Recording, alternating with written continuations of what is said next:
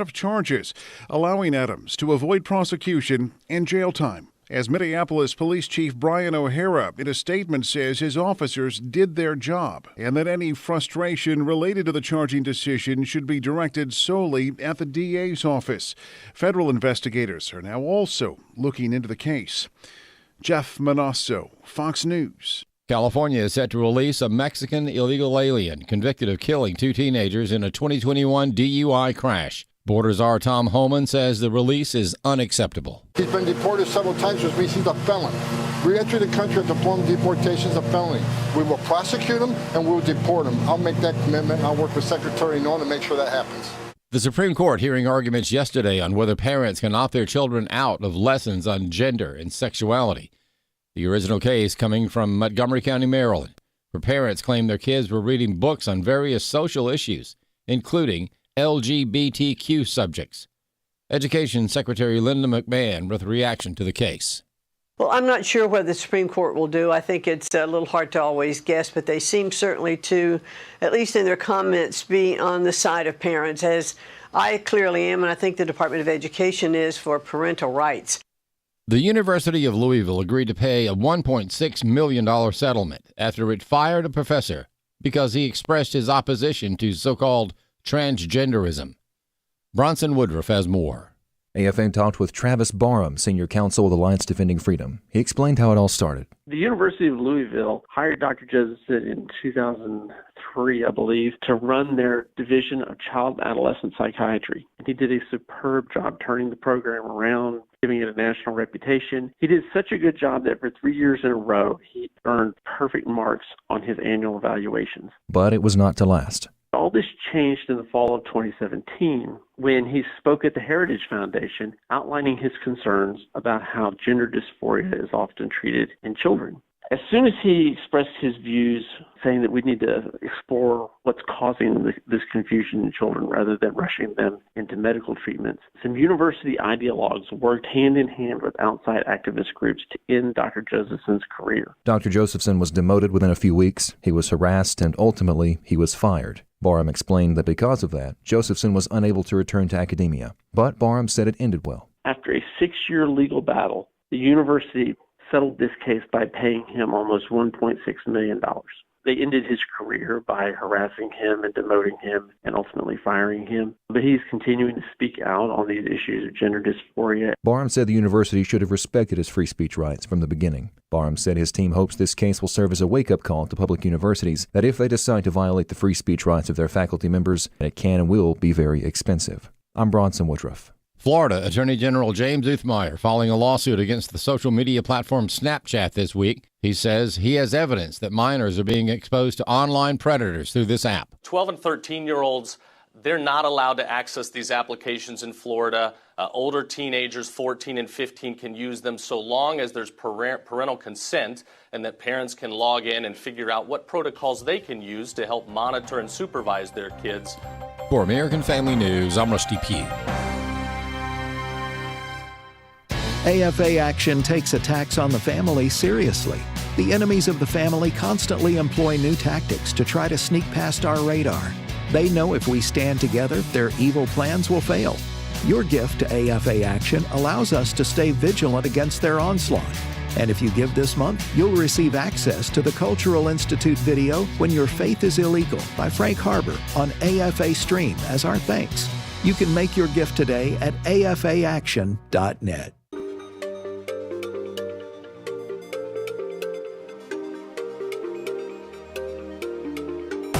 We inform. Religious freedom is about people of faith being able to live out their faith, live out their convictions, no matter where they are. We equip.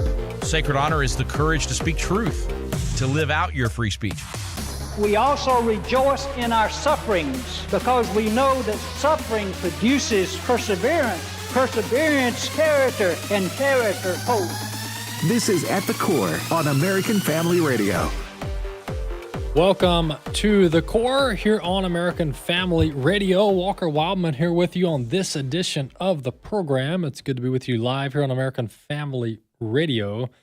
If you would like to, we would appreciate it if you would subscribe to the podcast. If you would do so, that would be excellent. Here's why.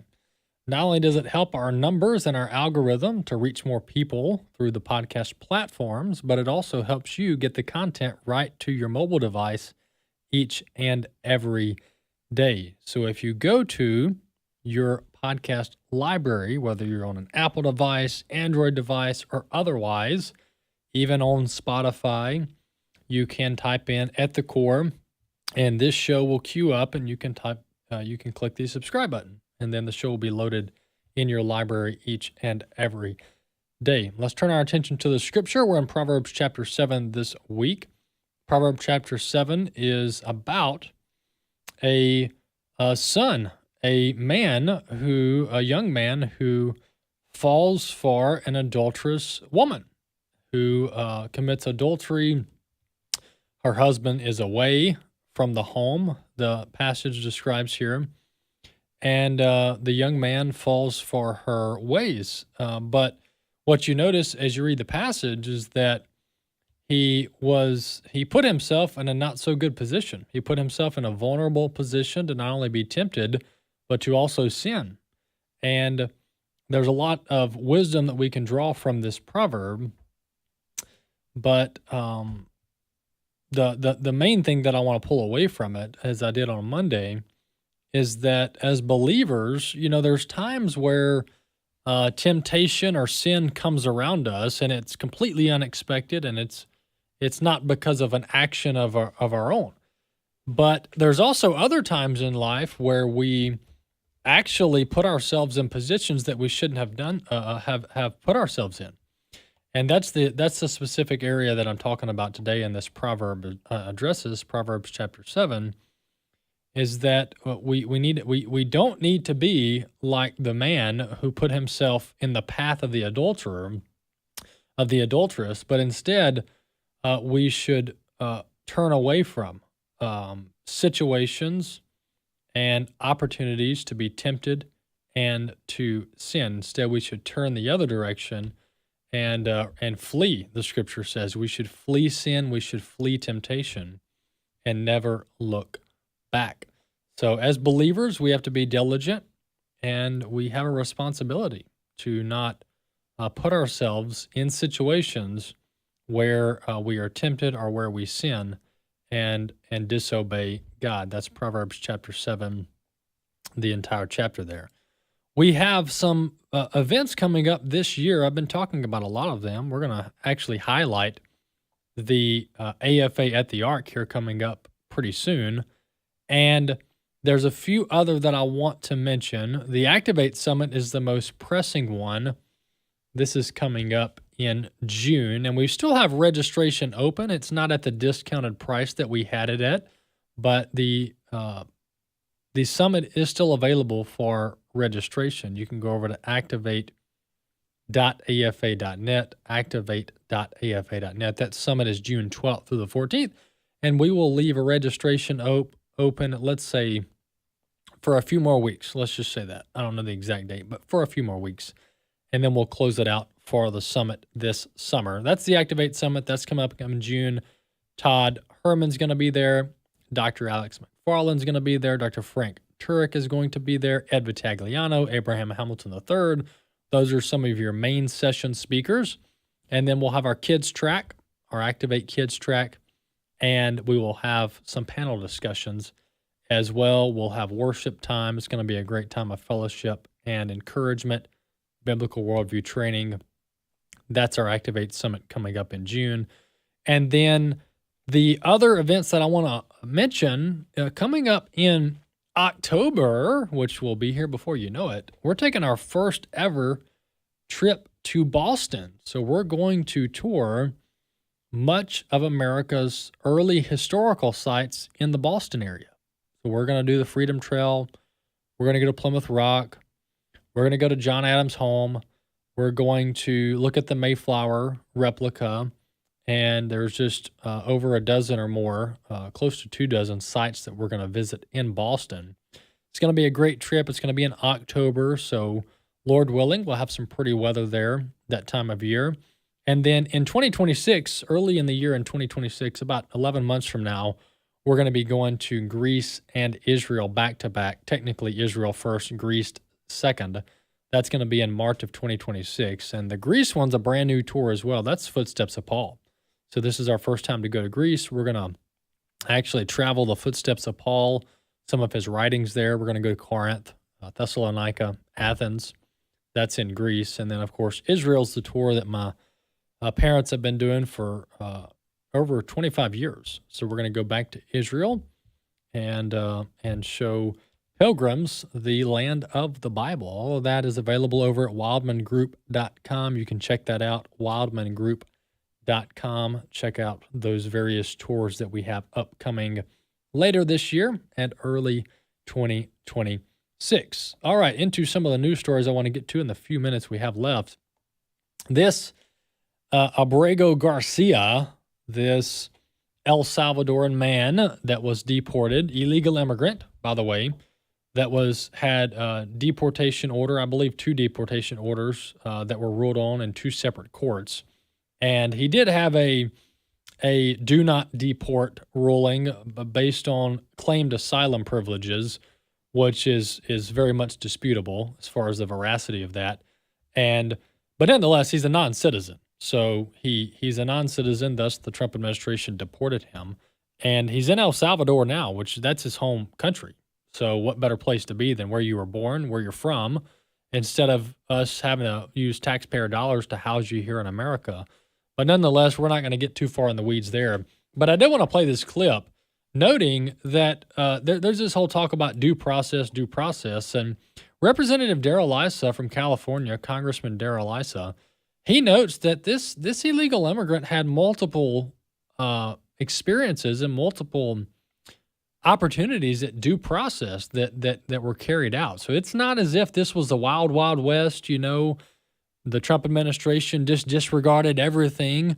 That's not true. There was a lot of due process that went on here for over a decade, by the way. Let's listen to clip 2. Well, I think it's complex because there was some question about whether he should have been deported based on how he was deported, but there's no question that he had due process repeatedly. So one of the questions that's bigger, that's going to be decided partially here and partially in later court rulings is how many retries, how many opportunities do people get to depart, and particularly the millions who were falsely given this unique status by the previous administration. If the previous administration could say to millions of people, carte blanche, come here and we'll let you in and we'll parole you and we'll give you work permits, then does this president have those rights, or does he have to go through a protracted process, which basically hampers the ability to get rid of those millions who were brought in without a process? So the court's got several big decisions. This is a relatively small one, all facts considered, because this man is where he belongs based on his citizenship and based on previous due process. Over 17 judges he was in front of. 17 judges. Why on earth? What judge would give this guy asylum claim? Would grant him an asylum claim, which is basically what the dispute is about. Is one judge out of 17 said, "Oh, this guy didn't need to go back to El Salvador. He's going to be a political prisoner in El Salvador." Well, I don't know any truth behind that claim, but you're here illegally, all right? And technically, according to the law, you're supposed to claim asylum at the nearest safe country, right? And how many countries are between here and El Salvador? Plenty.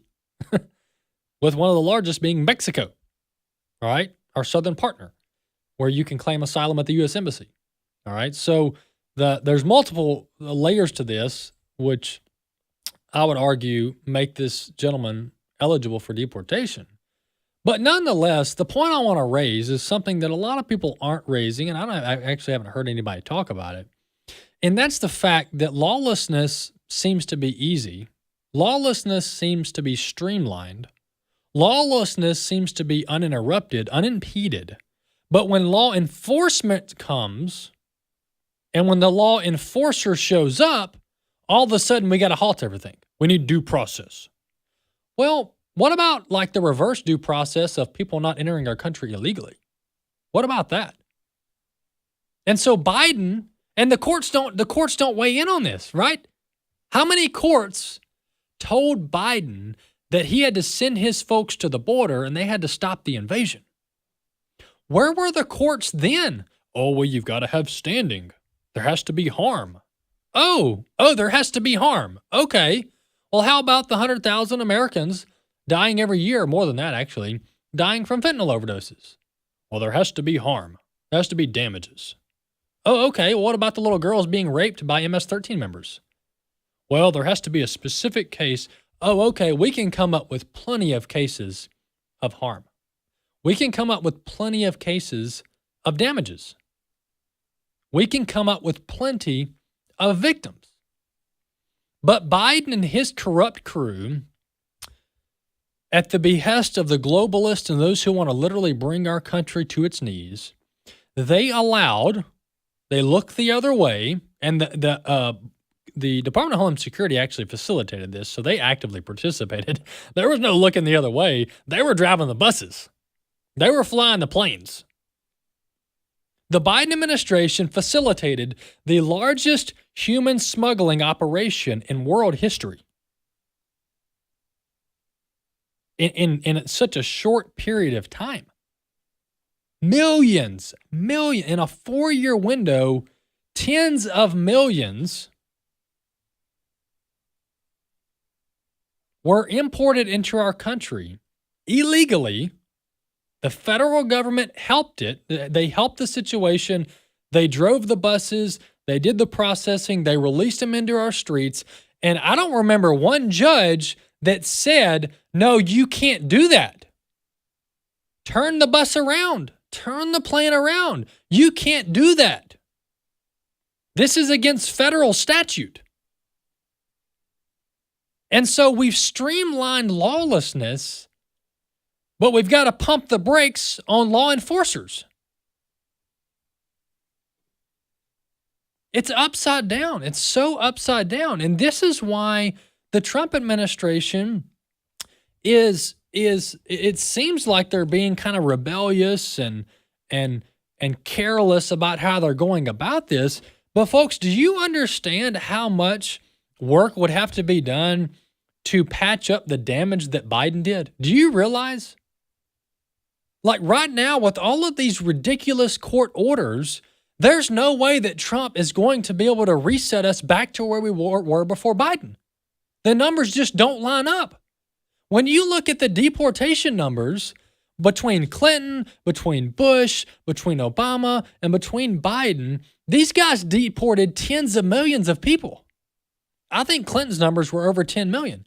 Over 10 million deportations in an 8-year window.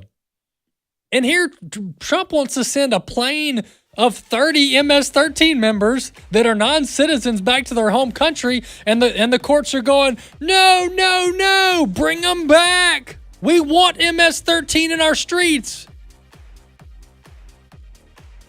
It's just patently absurd. And it's unjust. It's not right. It's evil. It's a harm to our country. And the good guy shows up to the White House, and all these judges with U.S. Marshals protecting them say, no, Mr. President, you can't enforce the law. Bring MS-13 back. We want him in our streets. Oh, no, we want him in Chicago streets and New York City streets. But if they show up at, I don't know, Nancy Pelosi's house or Obama's house or one of these judges' houses, we don't want them there. We have to allow President Trump to do his job. For the Son of Man has come to seek and save that which was lost. My name is Abraham Hamilton III, and this is the Hamilton Minute. Jesus gets us, but do we get him? Jesus is God. He left heaven, came to earth, lived among us, fully God and fully man, to show us the way, to tell the truth, to give his life for us on the cross, and conquer death by his resurrection. Tempted in every way, just as we are, yet he did not sin. And he loves us enough to pay the penalty for our sin. Don't be fooled by those who say love means tolerance. No, love means truth. Yes, Jesus gets us. Through repentance and faith, we can get him eternally. Listen each weekday from 5 to 6 p.m. Central for the Hamilton Corner, or visit the podcast page at afr.net for more from Abraham Hamilton III, Public Policy Analyst for the American Family Association. How about this? Some actual good news on the healthcare front, even as costs just keep skyrocketing. So if you're 65 or older, MediShare now offers MediShare 65 Plus. Call them. You can talk to them about this. A lot of people are taking advantage of this now because even if you have Medicare Parts A and B, you know there are out-of-pocket things, deductibles and copays that just keep going up. And the whole point is to help you by giving you a low, consistent monthly payment that fills in the gaps. In fact, I can tell you how much MediShare 65 Plus is. For example, it's $99 a month up to age 75. It keeps costs under control. That helps with peace of mind. MediShare is trusted too. It's been around for 30 years, and it's a community of people who help each other. Business owners, retirees, pastors, teachers. People love being part of it. Here's the number you can call now. They are easy to talk to. Call 833-45-BIBLE. That's 833-45-BIBLE. 833-45-BIBLE. We live in a day when America's families are under attack like never before.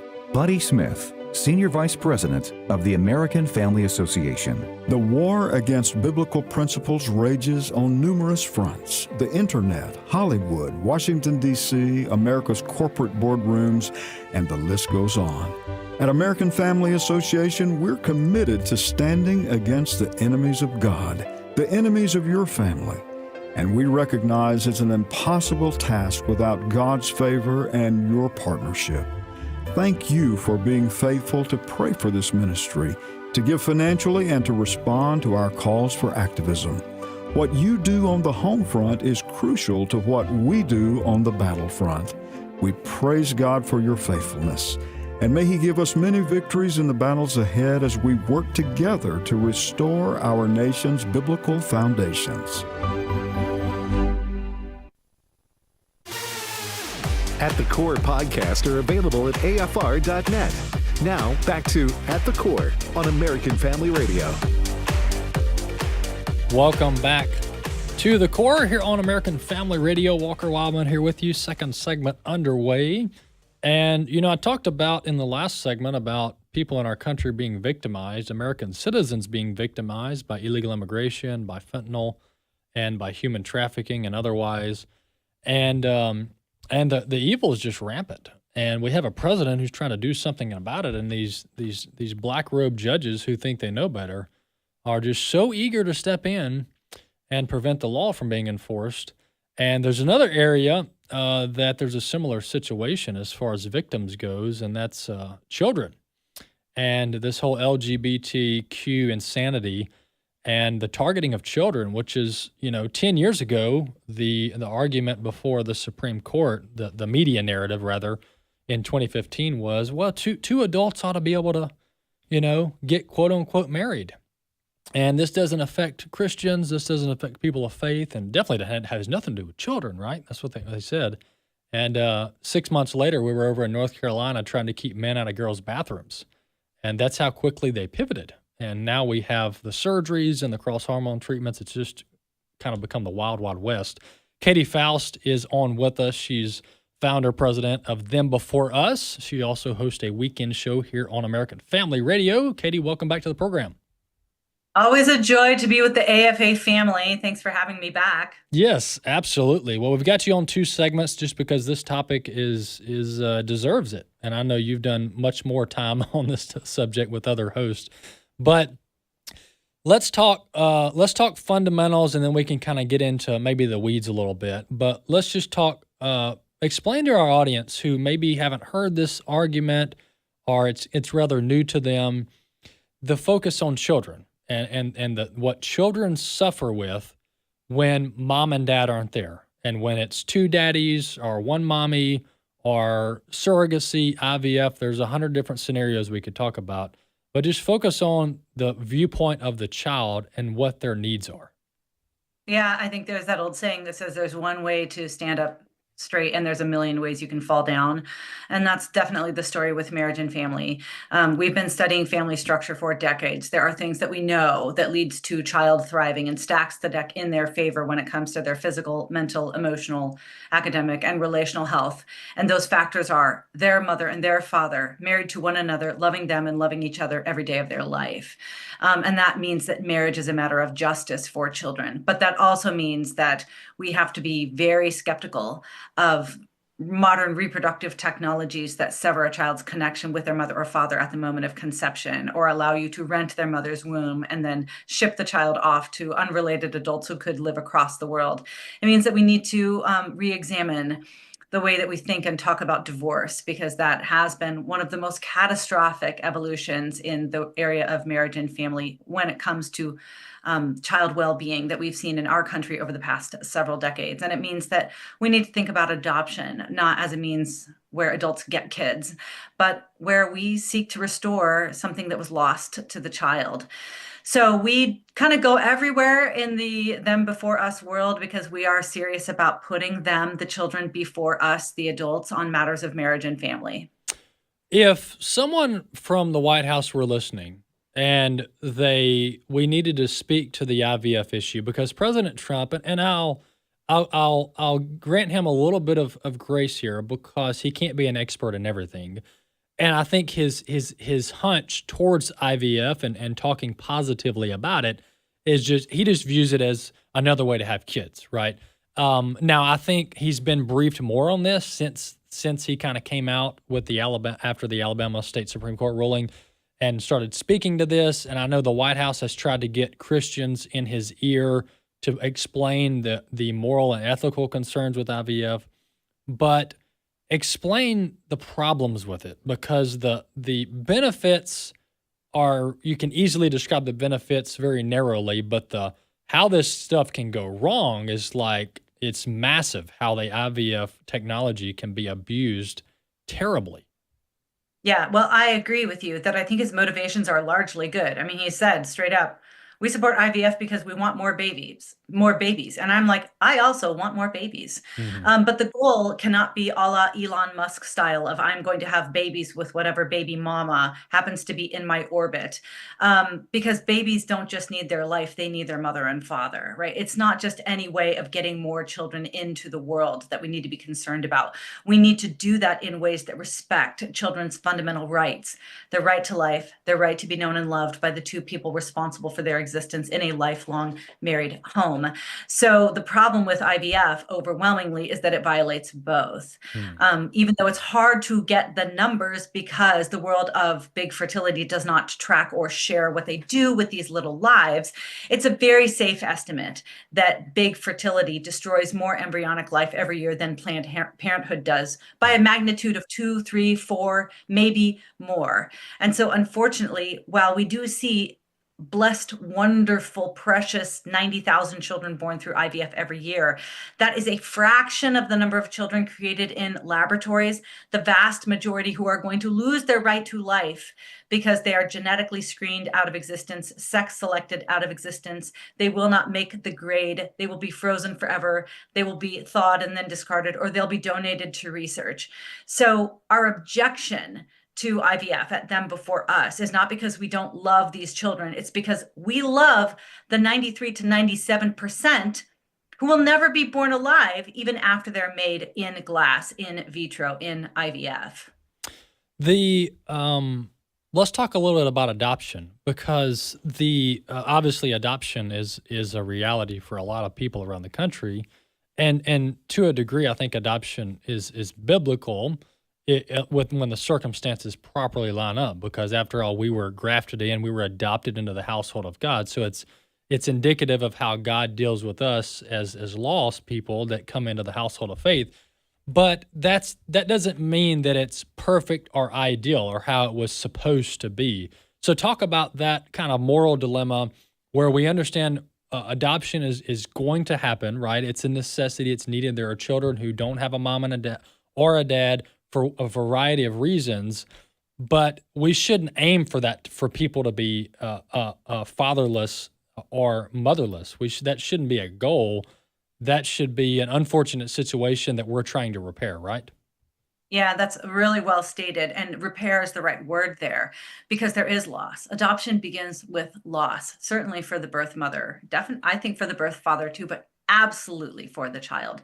When children lose their mother, even if it's just on the first day of their life, they very often suffer what many adoptees have called a primal wound and subsequent struggles to trust and attach. Even though adoptees are largely raised by parents who have more stable marriages, who are wealthier, and statistically spend more time with them, they still tend to struggle more in school and more with things like externalizing disorders, anxiety, and things like that.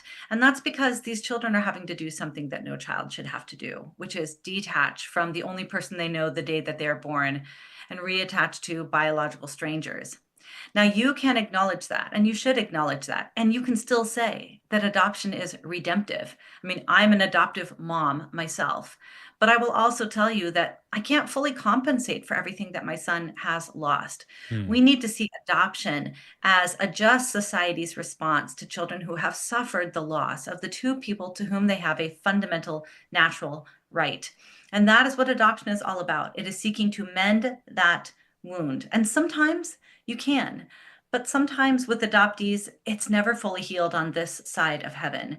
So we want to minimize the amount of situations where a child is going to need to be adopted. And spoiler, the place where children are the least likely to be taken into foster care or relinquished is when they are conceived and born into the home of their own married mother and father. If we did that, there would be virtually no foster children in this country left because those adults are the most connected to, invested in, and protective of children. And very, very seldom are kids taken from their married biological mother and father and placed up for adoption.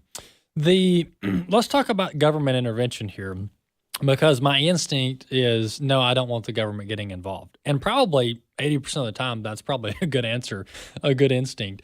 But a recent headline is that the Trump administration is looking into how to basically incentivize having children. And the article didn't really go into the policy wonkish of like, how are we going to do this? It was just an overarching, this is a goal that Trump is looking into.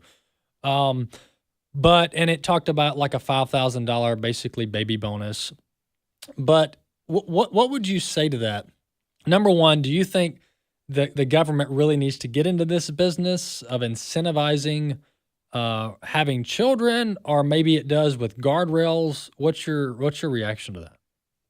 So I know that Trump, even though let's be honest, Trump does not have a stellar personal record in this regard when it comes to staying faithfully married to one woman. Sure. And he is not a social conservative. I think that he has very good instincts.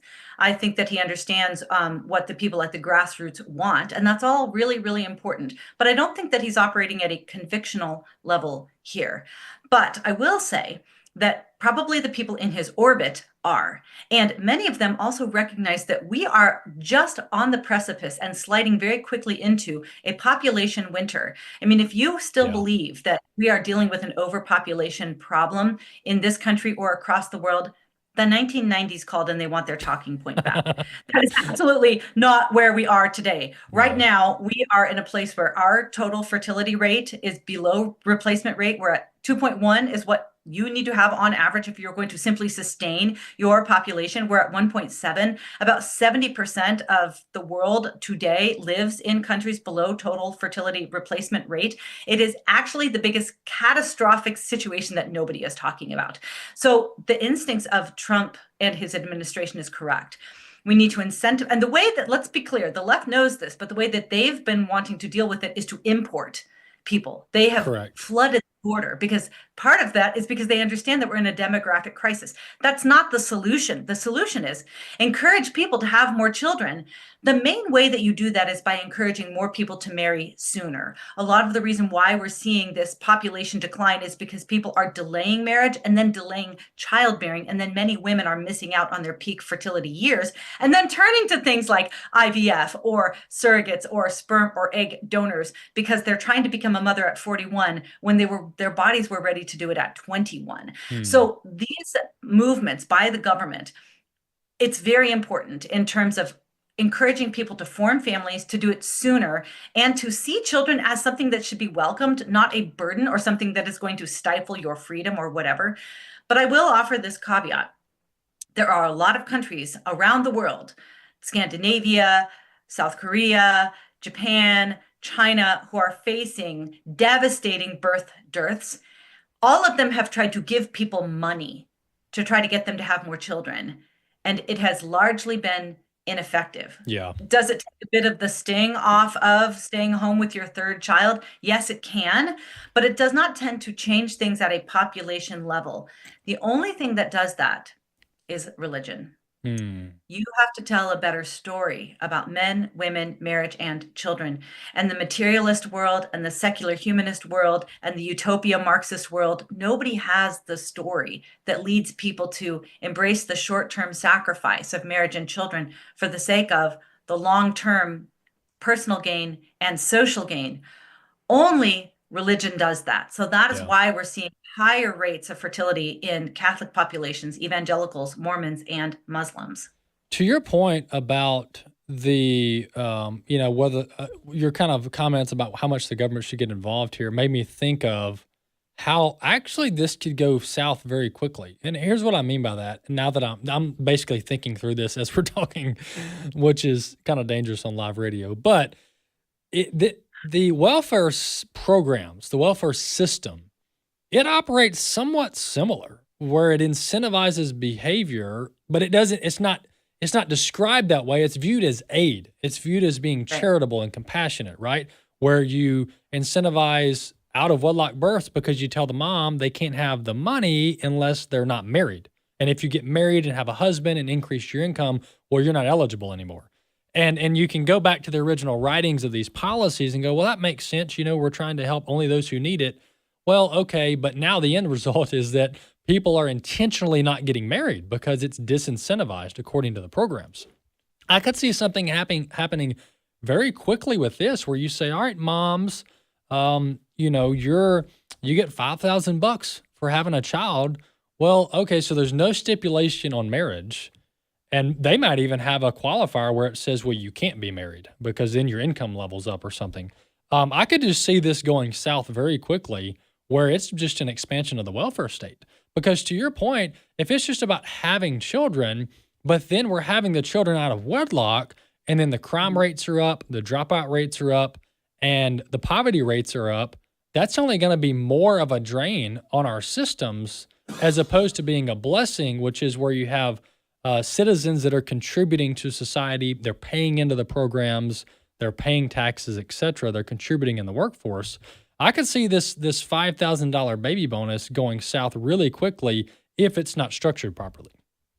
I think that you're exactly right. And you hit on a critical principle that government should know by now, but that every parent knows 100%. And that is what you incentivize, you get more of. Yeah. And so, like, if you incentivize, if you say, if your homework is done, then you get an extra scoop of ice cream, you're going to get more homework done, right? You are going to incentivize what you're incentivizing, you get more. Everybody in Seattle knows this. We have incentivized people to live on the street in the name of like caring for the homeless. And you know what? Our homeless population has exploded. We've incentivized people living on the street. We're getting more homelessness. So that's what happened in welfare. We thought in the name of helping poor single mothers that we were going to help them alleviate, concerns about poverty or get their child into a Head Start program. What we did is we incentivized single motherhood. And so you're exactly right that you need to structure these kinds of financial rewards carefully. Now, at Them Before Us, we actually have a pretty breakthrough policy recommendations that we've been talking through with different state level lawmakers on how to incentivize not just more children, but more children born to their own married mother and father. And we've been able to work with several lawmakers around the country to look at possibly presenting this. Let's talk about that when we get back. Sorry, we got a hard break, Katie. We'll be back in 2. Some chances come along once in a lifetime. When they do, you've got to be ready. AFA Action's Center for Judicial Renewal has such a chance to help the Trump administration make good choices, nominating men and women as Supreme Court justices and other federal judges. Your gift helps make that possible, and we'll give you a free Bible study by Stephen McDowell, God's Blueprint for Life, Liberty, and Property, as a thank you gift. Visit afaaction.net today. afaaction.net. If we lose this cultural war, we're going to have a hedonistic, humanistic society. Discover the story of the culture warrior Don Wildmon and how he went head-to-head with Hollywood, Playboy, the homosexual agenda, and the Disney empire. The movement Don started paved the way for Christians to boldly stand for truth and righteousness in a hostile culture. Watch Culture Warrior today for free. Visit culturewarrior.movie.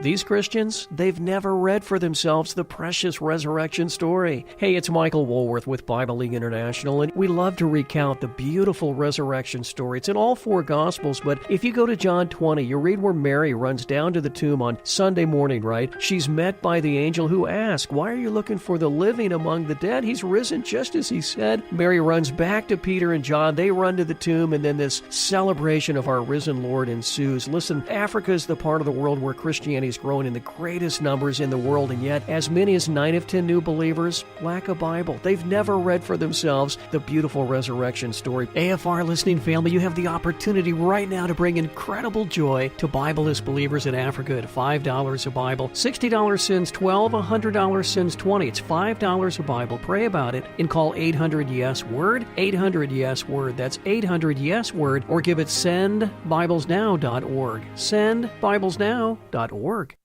Hey friends, it's Jessica Peck, Dr. Nurse Mama, as your 1-minute parenting coach.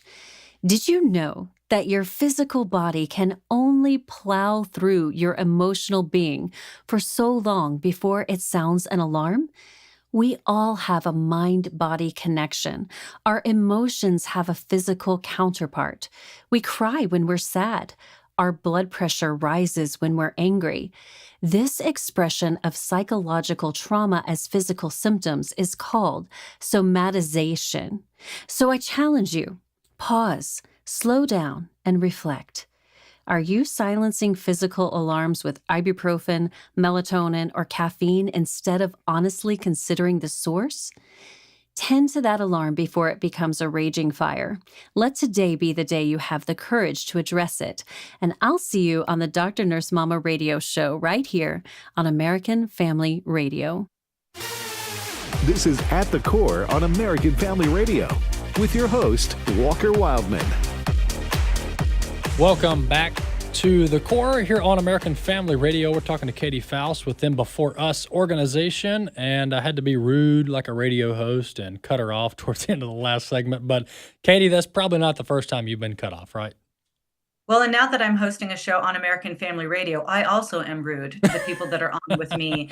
And a lot of that is not over video. So I've started to have these wild gestures being like, cut it off, wrap it off. And sometimes it works and sometimes it doesn't. Yeah. Yeah. You just, when a guest is talking, there's just something, especially when you're from the South, you just don't want to start talking over them, but you got to do what you got to do. You were talking about how there are some ways to properly structure the incentivizing of married mom and dad having children in wedlock. Talk about that. Finish that subject up. Well, Them Before Us has some policy recommendations that we have, coached some state level lawmakers on, and government cannot do everything. Like I said in the previous segment, there are some things that only God can do, and telling us what marriage and family is and the value of having children, that is something that religious Americans tend to take more seriously. And so we are outbreeding our secular counterparts in a lot of ways. And so there is a role that really only a revival is going to be able to fill when it comes to the population challenges that we have. But that's not to say that government has nothing to offer. Right now, there's actually some financial barriers to having children or having large children. I mean, they certainly could do things in the big cities, like make there be housing more available. There are some ways that they can incentivize through taxes or credits or things like that, people to feel like it's not as much of an economic barrier. They can't do everything, but they can do something. And I appreciate the Trump administration trying to do something. Yeah, absolutely.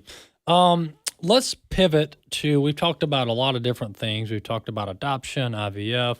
We talked about what the Trump administration is doing. Let's pivot to these children that are being fostered or adopted or, through surrogacy into homes where there's two dudes, is how I like to describe it, two women. There's definitely not biological mom and dad, that's for sure. And there's so much wrong about it. But just talk about the fundamentals before we get into some of these horror stories, the fundamentals of what children miss out on when mommy and daddy are not there. Yep. So we talk about this in terms of like there's three critical areas that those children raised by same-sex couples are going to be missing. Number one, they're always missing a biological parent, and subsequently they're always raised by a non-biological parent. And while we know wonderful, heroic step parents out there, on the whole, an unrelated adult is less invested, less connected to, and less protective of children. So those are the scenarios where an unrelated adult in the home, especially an unrelated man, that is where you see drastic increased risks of abuse and neglect. So number one, the home is not as safe. Number two, the child is not going to benefit from the gender complementarity of having a male and female parent. Men and women are drastically different, but especially that is demonstrated in the home, that women tend to simplify their language when talking, oh, little baby, did you get an owie?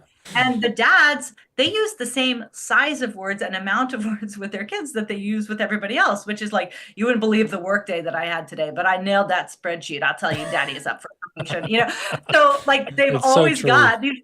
Yeah, kids always have an adult, a parent they understand 100% of what they're saying. And then dad walks in the door and he's constantly expanding their cognitive development because he's not dumbing down his language.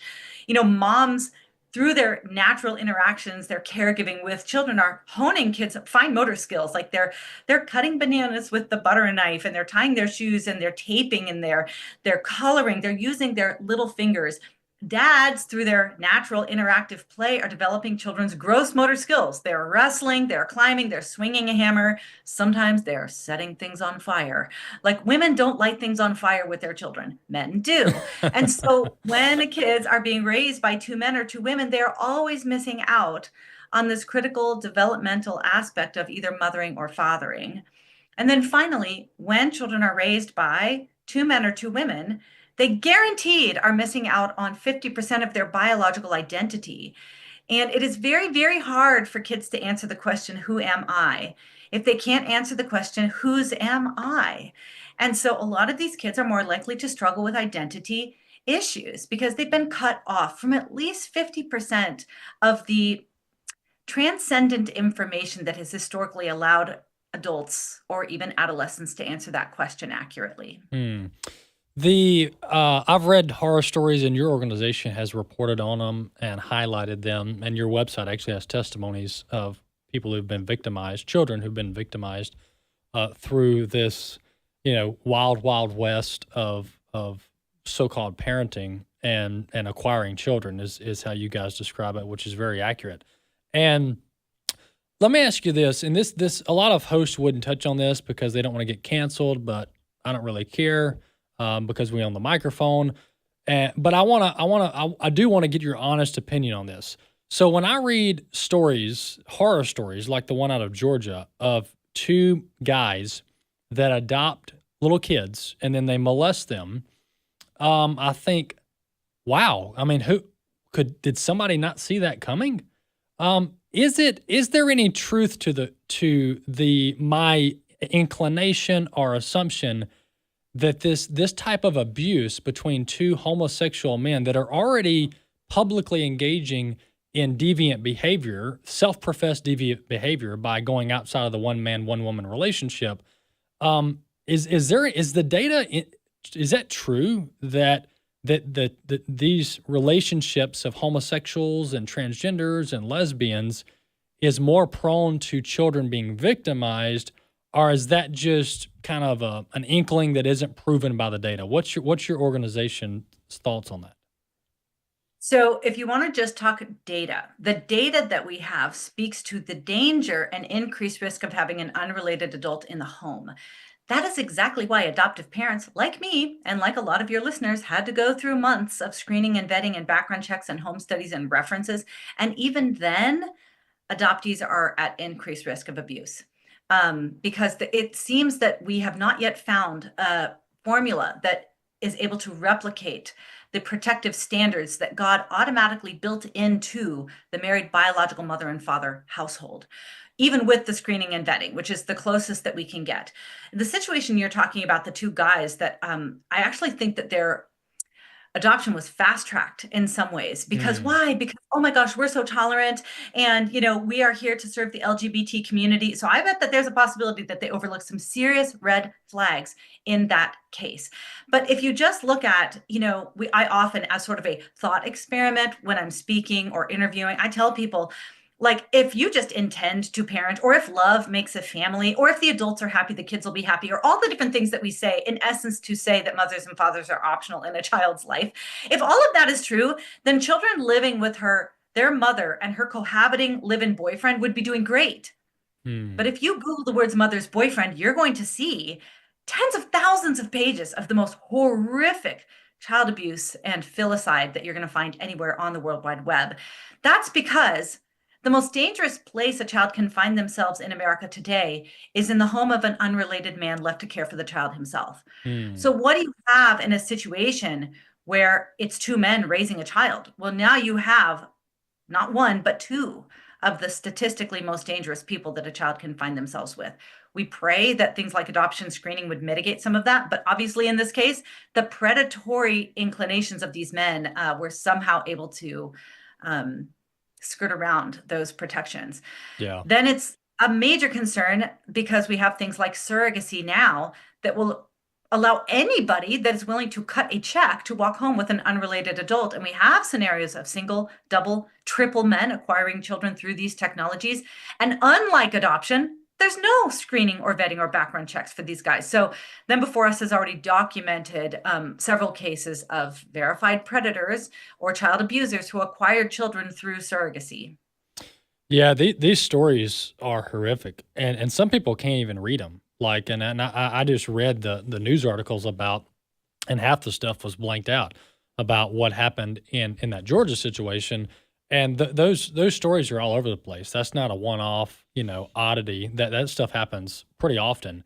And anybody who works in law enforcement, especially in the child pornography arena, a lot of these detectives, they have to go through counseling. They have a really hard time doing their job effectively because of the sheer number and horror level of some of these stories of child abuse that have to do with sexual crimes.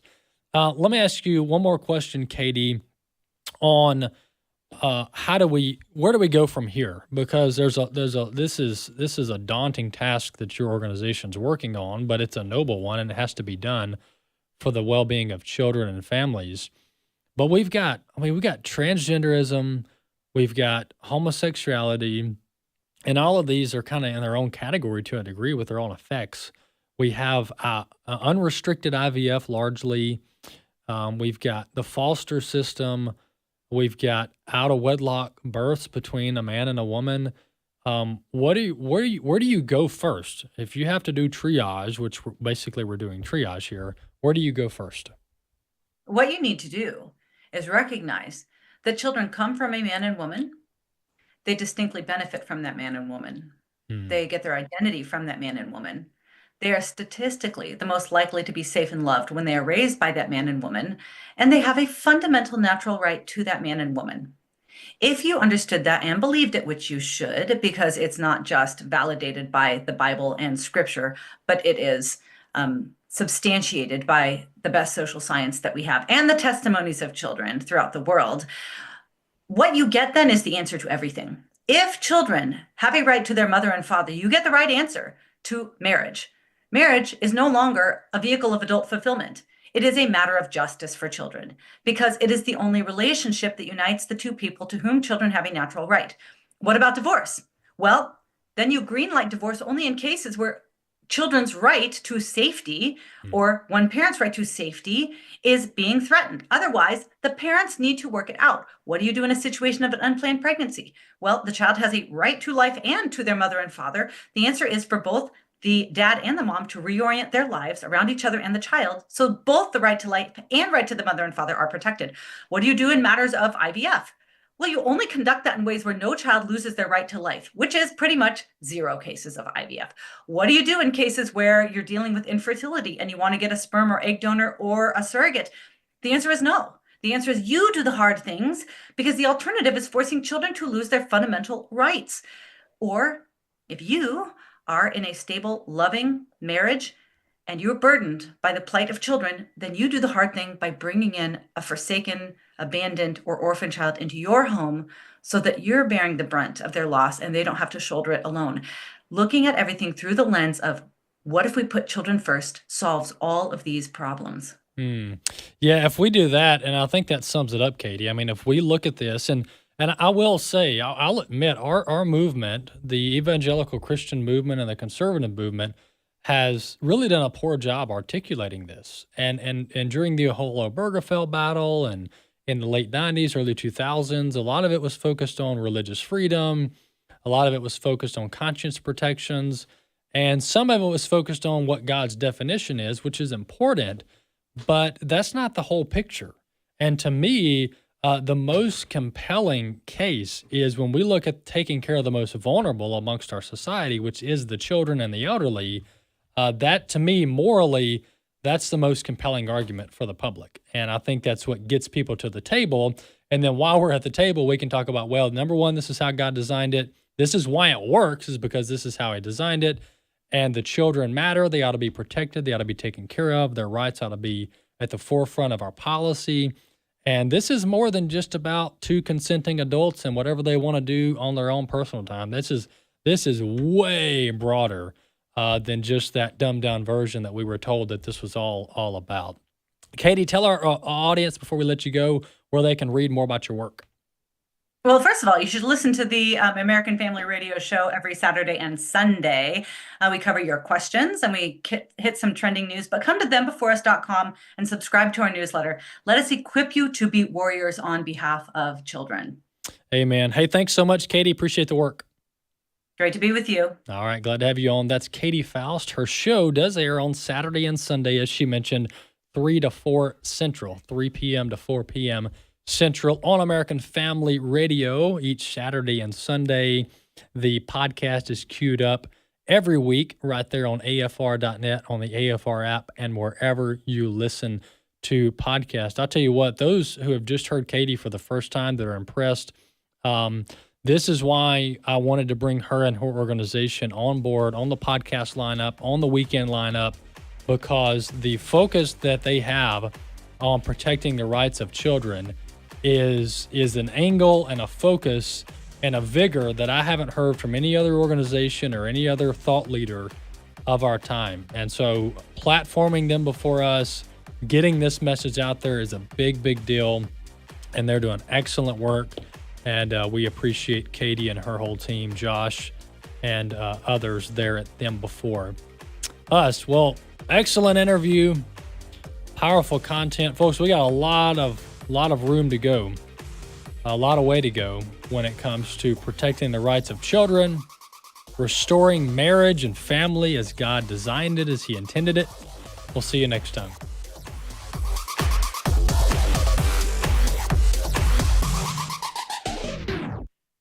The views and opinions expressed in this broadcast may not necessarily reflect those of the American Family Association or American Family Radio.